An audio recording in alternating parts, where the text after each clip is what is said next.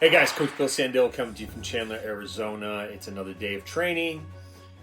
Another great question. The questions just keep coming. Last night I was working in the lab with one of my pro guys, and we were doing some what we consider high-level stuff for that age group, for that skill-specific kind of training. And I had a couple parents come up to me who had a travel team in there, and they're asking me, you know, they saw my brochures and different things, and they picked up some stuff, and they said, hey, what is high-level swing training? And I thought it was, again, I've been asked this question a few times. It's based on, you know, obviously higher level guys can do higher level things because they're bigger, stronger, faster. But here's what I would say when we talk about high level swing training, because there's a lot of guys online that claim they have high level swings and different things and they train that way. But here's how I do it. Speaking just for myself, you know, we talk about high level swing training.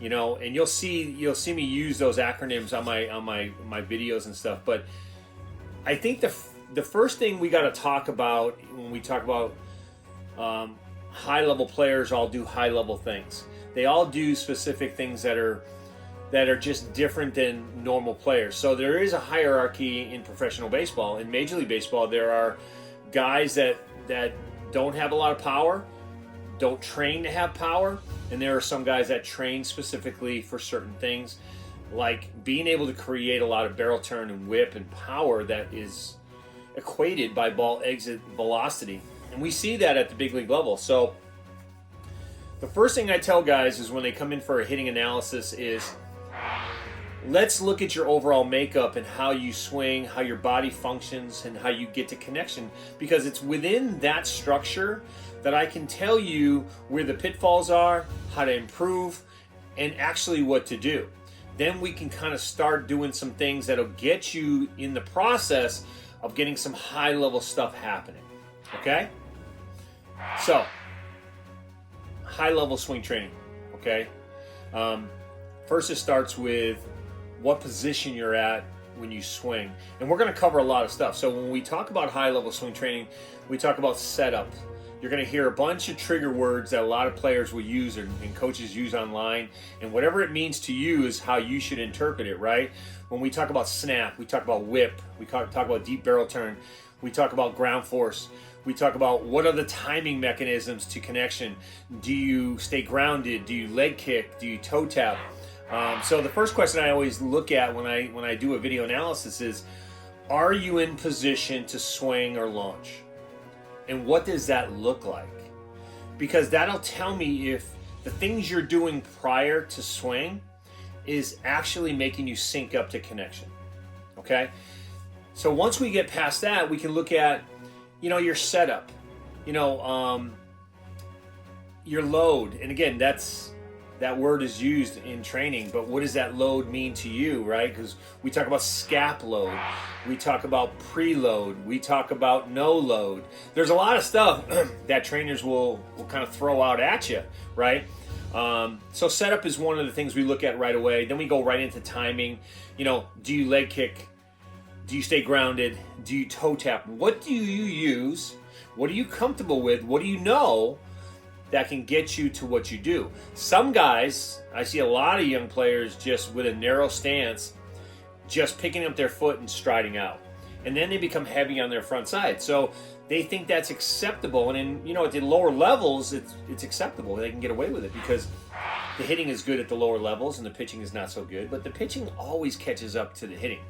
And then it becomes a reverse funnel where the pitching is dominant and hitters have to catch up, right? And that's where the rubber meets the road for me. And then we talk about high-level swing training. That's where the break-off is, right? And then we talk about your swing, your launch. What does that look like? Are you pushing to connection? Are you striding out and then pushing? Do you have barrel launch? Do you have a deep barrel turn? Are you working off that back leg? You know, that rear leg to me in the pelvis is the driver to your swing. Are you working in that explosion, that snap, that whip, whatever you want to call it, right? So are you getting there? And then it becomes, are you ready at release? Meaning, you've almost got to the foot down and you're ready to launch at the release, you know, and what does that look like? Because a lot of players don't know what that is. A lot of players will actually try to get their foot down early because that's what their coaches say. Get their foot down early and then read the ball and swing. But by that time, a lot of stuff is happening. We're shifting, we're dropping our hands, we're not in a good position to begin with, a whole host of things, right? So then we talk about what the swing and the launch looks like. You know, I always talk about launching the barrel. There's an explosion that happens when you have to get on plane early, right? We talk about the hand pivot points when you snap the barrel. There's a hand pivot point when you get into the slot. You know, there's what we call it 290s. Your lead elbow is getting up, your back elbow's in the slot. We call that mirroring. So lead elbow or back elbow gets in the slot, lead elbow is going to come up, and it's going to work as you're grinding or you're doing that hand pivot point with your hands, right? So then we talked about the 90-90 position, which is the 90-90 in the slot. And then, of course, that deep barrel turn. You know, the high-level stuff that you can do, what are you getting on time? Are you getting on plane early with that deep barrel turn? And how does your connection points look like? Are you constantly turning the barrel but then pushing your hands out front? Are you leaking forward in your front of your stance? All these things matter. So we actually teach the swing backwards. We work from the foot down area. We work from a preload where we can work on that snap, that supination of the wrist, that grind. We call it the grind. Get the grind going and then get to your connection point.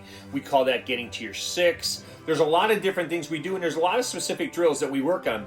We were working on a speed drill and working from about 15 feet, and the throws that are coming in, you know, they equate to about 80 to 90 miles an hour when you're tossing from 15 feet at foot down.